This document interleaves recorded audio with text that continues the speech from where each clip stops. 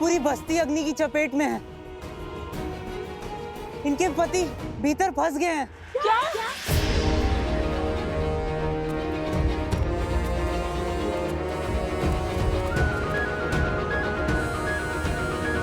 देखा भैया, जब बात परिवार पर आई तो ये कोमल और अबला कहलाने वाली स्त्रियां इतनी प्रचंड हो गई जैसे ये अपना घर नहीं संसार बचाने निकली हो, युद्ध करने आई हो। ये युद्ध ही तो है, मान का, सम्मान का, अधिकार का। और तुम देखना, हर बार की भांति इस बार भी यही जीतेंगी।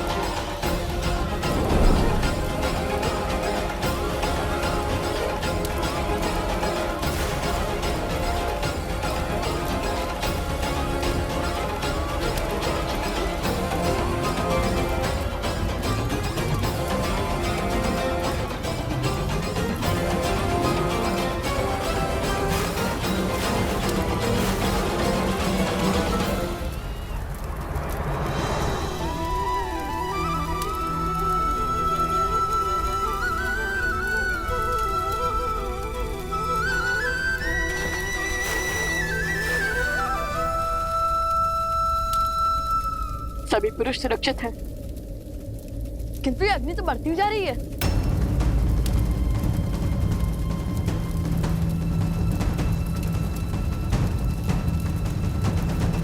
जय श्री राम, जय श्री राम, जय श्री राम।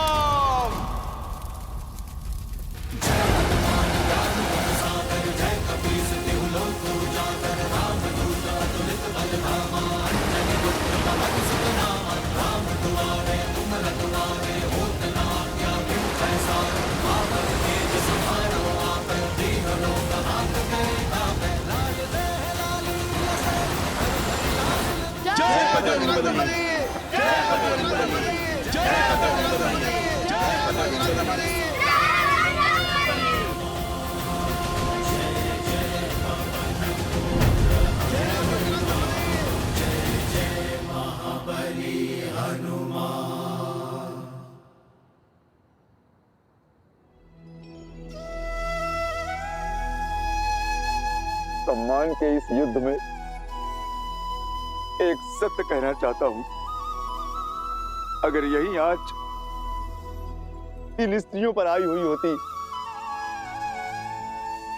तो इनमें से कोई भी खड़ा हुआ पुरुष अपने क्रोध की अग्नि को शांत करके इस अग्नि को बुझाने कोई नहीं आता। अपने प्राणों को दांव पर कोई भी नहीं लगाता, परंतु तुम लोगों ने उनको बचाया जिन्होंने तुम्हें कष्ट दिए, अपमानित किया, तुम्हारे साथ दुर्व्यवहार किया। मुझसे बहुत बड़ी भूल हो गई, मुझे क्षमा कर दो, मुझे क्षमा कर दो।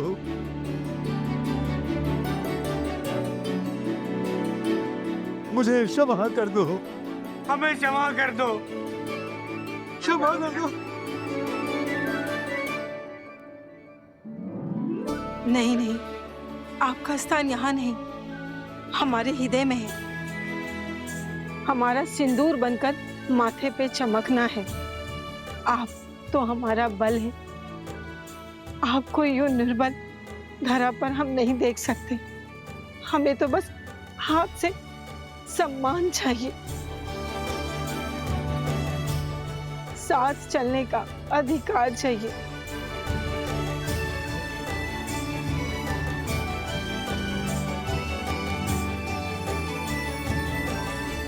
असुर शक्ति हो, सोच हो या फिर लोक अपवाद, मनुष्य को केवल तब तक ही नियंत्रण में कर सकते हैं जब तक वो स्वयं उसके विपरीत, उसके विरुद्ध पनपे भाव का आभास ना करें। मन के कोने में छिपा एक छोटा सा द्वेष का भाव, जो वैसे तो व्यर्थ लगता है, कई बार असुर शक्तियों के बहकावे में आकर लोक अपराध की आंधी में बहकर धीरे धीरे बढ़ता जाता है और उसका अंधकार मन की सभ्यता के प्रकाश पर हावी हो जाता है। आज लवकुश ने तुम सबको वो आभास करवाया जो स्त्रियां प्रतिदिन सहती हैं। उनकी योजना ने तुम्हारे भीतर छिपी भलाई को जगाया है और उस सुखता के प्रकाश ने तुम्हारे ऊपर छाए हुए अंधकार का अंत किया है।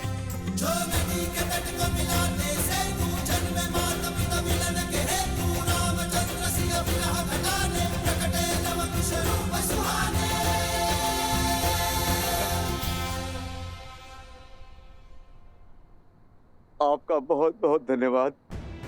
आप दोनों ने हमारी आंखें खोल दी। स्त्रियों के बिना पूरा दिन जीने का प्रयास किया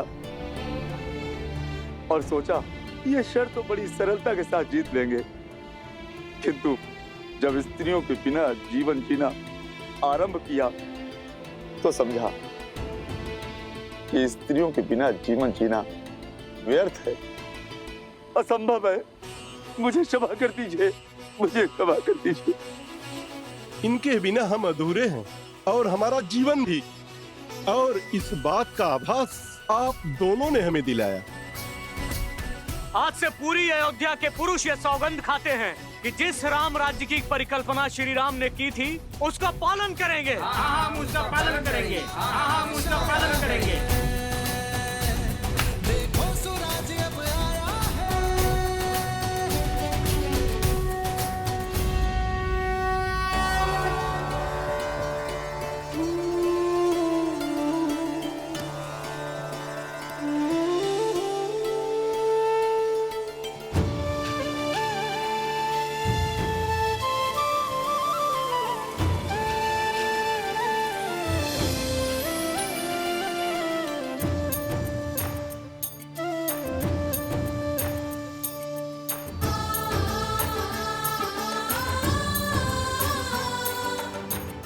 ये तो अत्यंत शुभ संकेत है।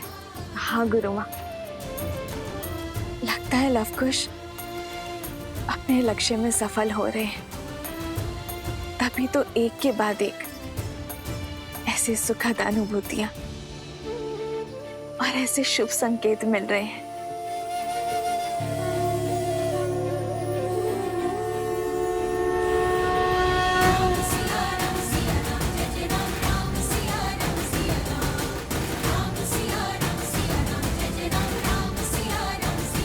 प्रभु, आज हम सभी लोग आज आपके समक्ष अपने अपने अपराधों की क्षमा मांगने के लिए आए हैं। आज तक हमने जो स्त्रियों के साथ में व्यवहार किया, उन्हें तुच्छ समझकर उनके साथ जो पाप किए हैं, उन सभी अपराधों के लिए हमें क्षमा कर दीजिए प्रभु। आज से हम स्त्रियों का सम्मान करेंगे, उन्हें समान समझेंगे।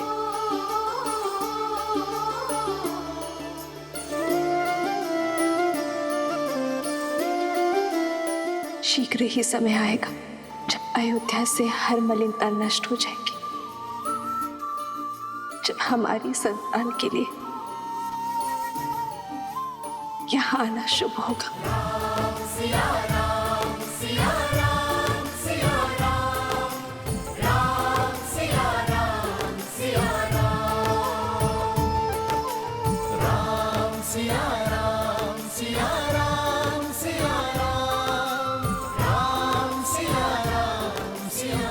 आप सभी के मन का ये परिवर्तन ही राम राज्य की नींव है। अधर्म और अन्याय का पथ छोड़ धर्म के पथ पर चलने का संकल्प सबसे बड़ा प्रयास है।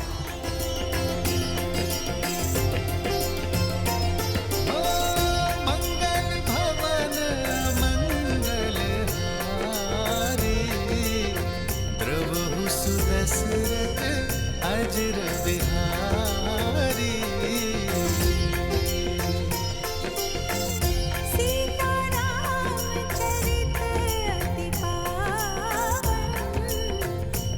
आयुष्मान भव। समाज की बड़ी पीढ़ी ये प्रयास करती है कि आने वाली पीढ़ी के संस्कारों में परिवर्तन ना हो, किंतु जब नई पीढ़ी अपने संस्कारों की रक्षा के लिए पुरानी पीढ़ी से द्वंद्व करे तो समाज में शुभ परिवर्तन आता है।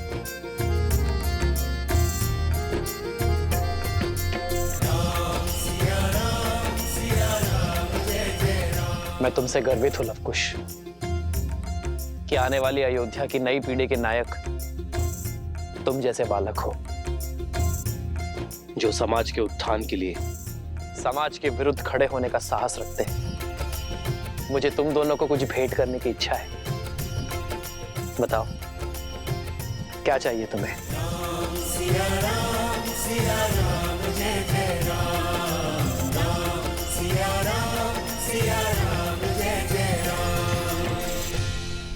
हमारे यहाँ आने का केवल एक उद्देश्य पूर्ण हुआ है, दूसरा उद्देश्य अभी शेष है।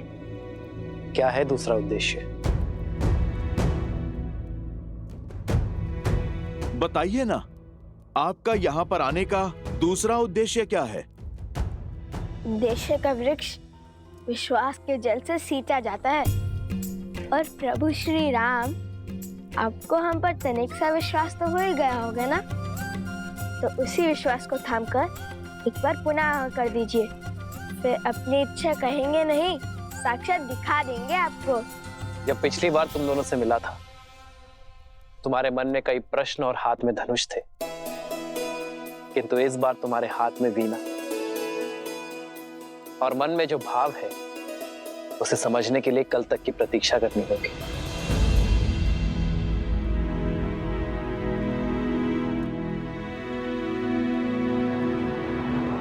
मेरी आज्ञा है।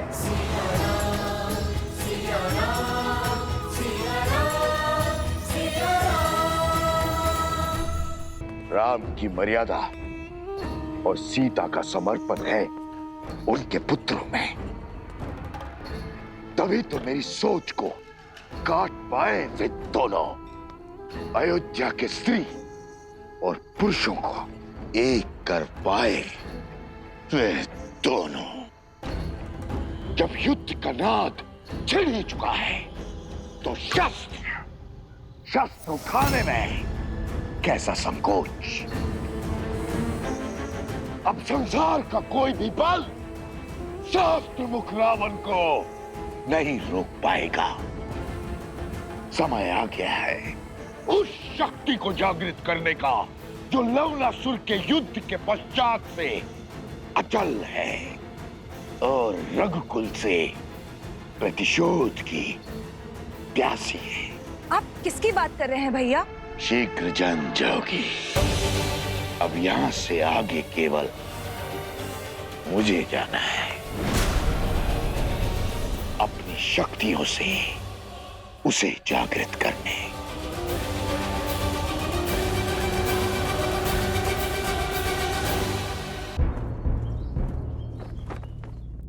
आर्य सुमंत,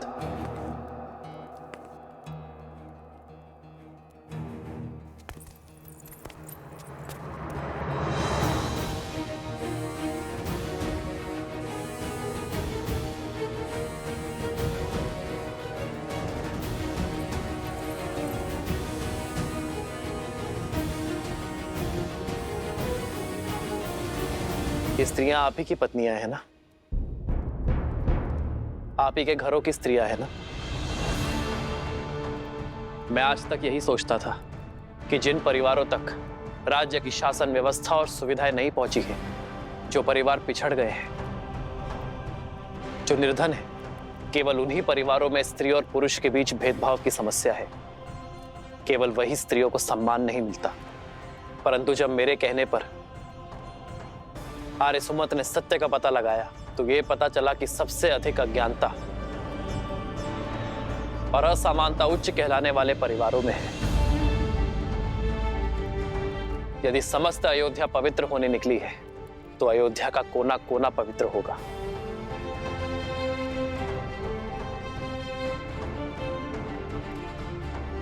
उर्मिला, मांडवी, श्रुतकीर्ति, तुम तीनों राजघराने की बहुएं हो किंतु यदि आज तक किसी भी बात पर तुम्हारे मान सम्मान को, तुम्हारे अधिकारों की हानि हुई हो,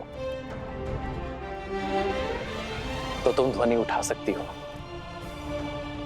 इस रघुकुल में आना, रघुवंशियों का मान पाना तो हमारा सौभाग्य है। ये समाज हो या संसार, उसका विकास तभी संभव है जब स्त्री और पुरुष एक दूसरे का सम्मान करें, जब स्त्री और पुरुष एक दूसरे के बिना अधूरे समझे जाएं। सियावर रामचंद्र की जय! सियावर रामचंद्र की जय! सियावर रामचंद्र की जय!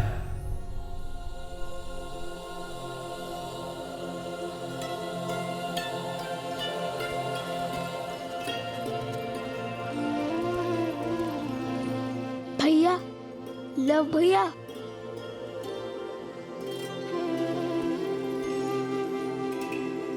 आज लव कुश ने अयोध्या की हर स्त्री को हर रूप से संगठित कर दिया।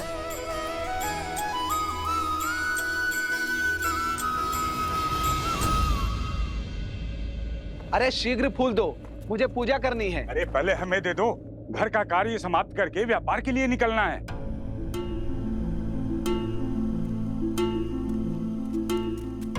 पिताश्री बहुत भूख लगी है। अरे सुनती हो? अरे मैं तो भूल ही गया।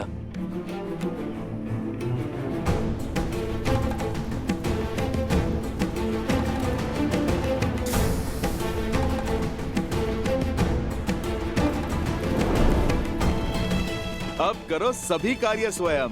प्रतिदिन स्त्रियां कितना कष्ट उठाती हैं, तुम लोगों को अब ज्ञात होगा।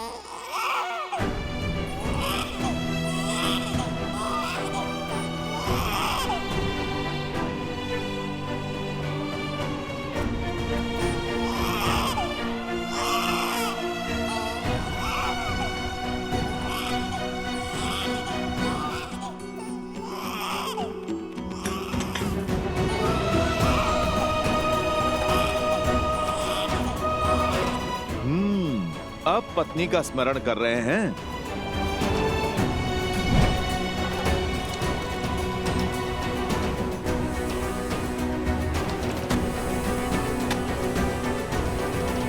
भूख लगी है पिताश्री।